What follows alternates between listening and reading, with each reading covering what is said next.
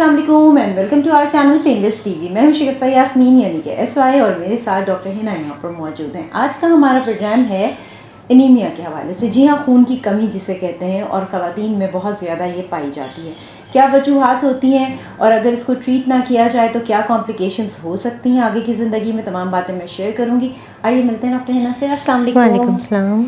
अच्छा, एनीमिया के हवाले से आज जो मेरा मैं ये शो कर रही हूँ आपके साथ, इनफैक्ट बड़ा लोगों का ज़ोर था कि भाई एनीमिया जो है वो अक्सर व बेशतर जब भी डॉक्टर के पास लेके जाते हैं, डॉक्टर कहते हैं इनमें खून की कमी है। तो खून का लेवल होना क्या चाहिए, कोई डिसाइडेड है? जी, फीमेल्स में जो है वो खून का लेवल होना चाहिए अप टू 15 to 16 मिलीग्राम्स पर डेसीलीटर, जो हम काउंट करते हैं फ्रॉम 12 to 15 मिलीग्राम्स पर डेसीलीटर तक होना चाहिए। और यूजुअली हमारे यहाँ थोड़ा सा कम ही होता है खून का लेवल, और वो डिपेंड करता है कि हर किसी में नहीं होता, लेकिन ज़्यादातर फीमेल्स में कुछ रीजंस होते हैं। एक तो मेंस्ट्रुअल साइकिल हर मंथ हो रही होती है, उसमें ब्लड लॉस हो रहा होता है, तो उसकी वजह से, और फिर उसकी प्रॉपर रिप्लेसमेंट नहीं होती। बहुत सारी ऐसी यंग फीमेल्स हैं जो कि डाइट कर रही होती हैं, तो वो प्रॉपर अंडर सुपरविजन डाइट नहीं कर रही होती हैं। वो अपनी मर्ज़ी से सब कुछ ही खाना छोड़ के बैठ जाती हैं कि हम एक टाइम का खाना स्किप कर लेते हैं या इस तरह से, और वो प्रॉपर न्यूट्रिएंट्स उनके नहीं उनकी बॉडी को मिल रहे होते हैं, तो उसकी वजह से एनीमिया हो सकता है। और then there are some diseases जिनकी वजह से, कुछ ऐसी डेबिलिटेटिंग डिजीज़ेज़ होती हैं, क्रोनिक डिसऑर्डर्स होते हैं जिनकी वजह से पेशेंट्स एनीमिक हो जाते हैं। तो अच्छा, अब ये कहते हैं कि कोई फूड ऐसा है, कोई चीज़ ऐसी है जो खाने में रखी जाए ताकि ये एनीमिया का प्रॉब्लम ना हो? हम बहुत सारे ऐसे खाने हैं, मतलब कि फ्रूट्स हैं, वेजिटेबल्स हैं, like we are god gifted for all this things. मतलब कि स्पिनच आपके पास है टॉप ऑफ द लिस्ट, जिसको पालक कहते हैं, पालक है। फिर आपकी सब्जियों में बैंगन आपके पास है, eggplant is a very good source of iron. आपके पास फ्रूट्स में अनार है, which is again a very good source of iron. Beetroot है आपके पास, बीट उसको चुकंदर, राइट, चुकंदर कहते हैं जिसको उर्दू में, वो खा सकते हैं आप। देन नट्स हैं, आलमंड्स हैं, और तो इस तरह की बहुत सारी चीज़ें हैं जो नॉर्मल आपका खाना है, एग में है, मिल्क में है। आपकी सारी इन प्रोडक्ट्स में आयरन जो होता है वो होता है। अगर आप बैलेंस अपनी डाइट रखते हैं तो आप you should be self sufficient in iron, और आपको आयरन डिप्लीशन नहीं होनी चाहिए। सही। अच्छा, अगर कोई एनीमिक है और वो ट्रीट नहीं करता है, वो कहता है नहीं ठीक हो जाएगा, मामला ठीक हो जाएंगे, पहले तो ये क्या सिम्टम्स कोई आ रहे होते हैं? और इसके साथ साथ ये भी बताइएगा कि अगर ट्रीट ना किया जाए तो फिर क्या होगा? अगर कोई एनीमिक है और वो डायग्नोज हो गया है, पहले तो ये देखेंगे कि कितना एनीमिक है वो। अगर वो बहुत ज़्यादा एनीमिक है कि उसको कोई मेडिसिन की ज़रूरत है या सप्लीमेंट्स से वो सही हो सकता है, तो फिर उसको आयरन के सप्लीमेंट्स देते हैं। और अगर इतना ज़्यादा एनीमिक है कि उसको इंजेक्शंस की ज़रूरत है, तो फिर वो इंजेक्टेबल फॉर्म में आयरन हमारे पास अवेलेबल होती है, तो वो हम लगाते हैं। अच्छा। और कुछ कंडीशंस ऐसी होती हैं जो कि बहुत रेयर कंडीशंस होती हैं, बहुत ज़्यादा कम ऐसा होता है कि आयरन इतना कम हो जाता है, हीमोग्लोबिन इतना ड्रॉप हो जाता है कि फिर आपको ब्लड ट्रांसफ्यूजन तक की ज़रूरत पड़ सकती है।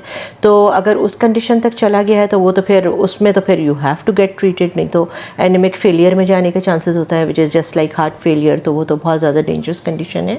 बाकी ज़्यादा ये होता है कि अगर कोई एनीमिक है तो जो हमारी लोअर लिड्स हैं ये पेल हो जाएंगी, आईलिड्स जो कि पिंक होती हैं। कुछ लोग कुछ ज़्यादा एनीमिक होते हैं, आपके हाथों के जो पाम्स होते हैं वो बिल्कुल पेल होते हैं, नेल्स पेल होते हैं, तो यहाँ से चेक कर सकते हैं। और अगर कुछ ज़्यादा एनीमिया होता है तो इवन स्किन में जो पिंकिश टिंट जा रहा होता है वो बिल्कुल निकल जाता है, वो बिल्कुल पेल सी स्किन हो रही होती है, तो उससे फील हो रहा होता है कि पेशेंट एनीमिक है। और अगर बहुत ज़्यादा हीमोग्लोबिन ड्रॉप हो रहा होता है तो फिर पेशेंट को बहुत टायर्डनेस की फीलिंग हो रही होती है, बहुत टायर्ड हो रहा होता है पेशेंट, लेथार्जिक फील करता है, और ज़ाहिर ऑक्सीजन कैरिंग कैपेसिटी उसकी कम हो जाती है ब्रेन में, तो उसकी कंसंट्रेशन लेवल्स जो हैं वो भी अफेक्ट होते हैं।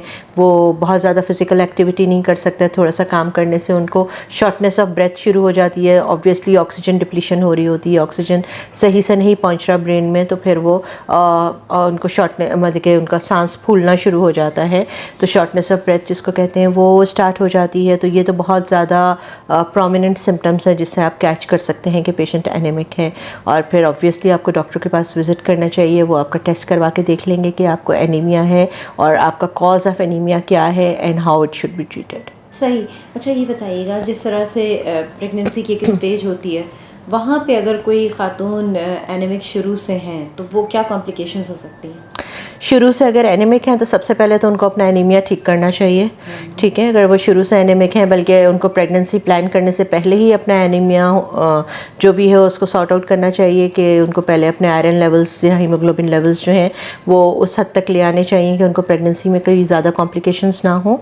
और अगर वो शुरू से एनीमिक हैं तो फिर वो एनीमिया के साथ प्रेगनेंसी को लेके नहीं चल सकेंगी, क्योंकि उनका अपना ऑक्सीजन डिप्लीशन उनको हो रही होगी, तो फिर वो प्लेसेंटा के थ्रू जो बेबी को न्यूट्रिएंट्स सही से नहीं पहुंचेंगे, ऑक्सीजन सही से नहीं पहुंचेंगी, तो चांसेस उनके मिसकैरेजेस के बढ़ जाते हैं और इंट्रायूट्राइन ग्रोथ रिटार्डेशन जिसको हम कहते हैं वो हो सकती है। तो सबसे पहले उनको अपना आयरन रिप्लेस करना चाहिए और पहले कॉज मालूम करना चाहिए कि आयरन हीमोग्लोबिन लो क्यों है, और फिर अगर आयरन डेफिशिएंसी की वजह से है तो उसकी रिप्लेसमेंट करनी चाहिए थ्रू इंजेक्टेबल्स और supplements whatever depending on the patient and her condition. तो उस हिसाब से उसका इलाज करना चाहिए। सही। अच्छा, ये भी बताइएगा कि जिस तरह से लड़कियां आजकल की एनीमिक हो रही हैं, उसकी एक पीछे वजह होती है कि जी खाना पीना भी छोड़ा हुआ होता है इन्होंने, कोई खा रही होती हैं लेकिन जंक फूड की तरफ ज़्यादा होते हैं as compare to healthy food. जब आप जंक फूड की तरफ ज़्यादा जाते हैं, थोड़ा सा हमारा कल्चर और ईटिंग हैबिट्स जो है वो बहुत ज़्यादा वेस्टर्नाइज होती जा रही हैं और बहुत ज़्यादा वेस्ट को फॉलो किया जा रहा है और गलत चीज़ों में फॉलो किया जा रहा है, अच्छी चीज़ों में फॉलो नहीं किया जा रहा। तो वो जंक फूड जो है टॉप ऑफ द लिस्ट है उसमें, जिसकी वजह से आपको कोई न्यूट्रिशन नहीं मिल रही है एंड दिस इज़ ओनली आपको फैट कर रहा है, आपके हार्मोन्स डिस्टर्ब हो रहे हैं प्रिजर्वेटिव्स की वजह से। बहुत सारे और ऐसे डिसऑर्डर्स हैं, ऐसी डिजीज़ेज़ हैं जो कॉज बन रही हैं जिसका ये कॉज बन रहे हैं। और कार्बोनेटेड ड्रिंक्स हैं which are nothing but full of sugar drinks जिसको मैं कहूँगी, तो उसकी वजह से सिर्फ वेट गेन हो रहा है, न्यूट्रिशन आपको बिल्कुल भी नहीं मिल रही। आपको इतनी शुगर्स की ज़रूरत नहीं है, आपकी बॉडी को जितना कार्बोहाइड्रेट की ज़रूरत है वो आपके नॉर्मल बैलेंस डाइट में प्रेजेंट होता है और आपको उसी में से लेना चाहिए। तो और फिर बहुत सारी एक तो ये ग्रुप है जो कि बिल्कुल जंक फूड की तरफ चला गया है, इसमें भी iron depletion is very common. Then hormones जब आपके डिस्टर्ब हो रहे हैं लड़कियों के, तो फिर उनकी जब मेंस्ट्रुअल साइकिल्स होती हैं तो उसके बाद ब्लड लॉस भी होता है, तो उसकी वजह से फर्दर डिप्लीशन होती है आयरन की और ज़्यादा वो आयरन मतलब कि हीमोग्लोबिन लेवल्स उनके लो होते हैं। देन एन अदर ग्रुप है इसके जो कि बिल्कुल वो डाइट पे है कि हम कुछ नहीं खाएंगे और बहुत गलत तरीके से डाइट कर रहे हैं, जो कि कोई उनकी न्यूट्रिशनल किसी न्यूट्रिशनिस्ट से उनकी सुपरविज़न नहीं है, किसी डॉक्टर से वो कंसल्ट नहीं करते और वो बस अपनी तरफ से अपनी मर्ज़ी से डाइट करना शुरू कर देते हैं।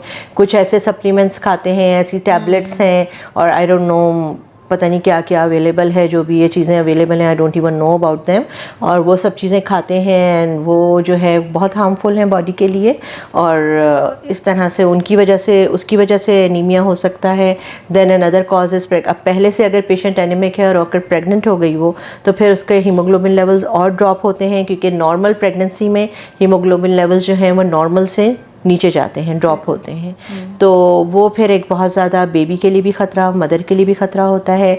तो आप अपनी डाइट को शुरू से सही रखें और अंडर सुपरविज़न करें, आप डाइट कर रहे हैं या जो भी कर रहे हैं, जो भी खा रहे हैं, keep your food eating habits healthy और pre pregnancy counselling is very important. बिल्कुल सही बात है। और यहाँ पर मैं आपको ये बता दूँ कि डॉक्टर हिना के प्रीवियस शोज़ अगर आपको देखने हैं तो प्लेलिस्ट पे doctor.com का एक फोल्डर है जिसमें तमाम शोज़ मौजूद हैं, तो आप वहाँ से फ़ायदा बिल्कुल उठा सकते हैं। Doctor Hina, thank you so much, आपका बहुत शुक्रिया। एनीमिया के हवाले से काफ़ी डिटेल में हमने बात की और जितने भी मेरे जहन में सवालात थे, जो आपके सवालात थे, वो तमाम मैंने प्रोग्राम में शामिल किए। कोई और भी बात करनी हो तो डिस्क्रिप्शन बॉक्स में एक ईमेल एड्रेस आपको दिया हुआ है, आप उसके थ्रू सवालात अपने हम तक पहुँचा सकते हैं। अब दीजिए शगुफ़ा यास्मीन यानी कि एस पाई और डॉक्टर हिना को इजाज़त। हम फिर मिलेंगे एक नए व्लॉग के साथ। अपना बहुत ख्याल रखिएगा। अल्लाह हाफ़िज़।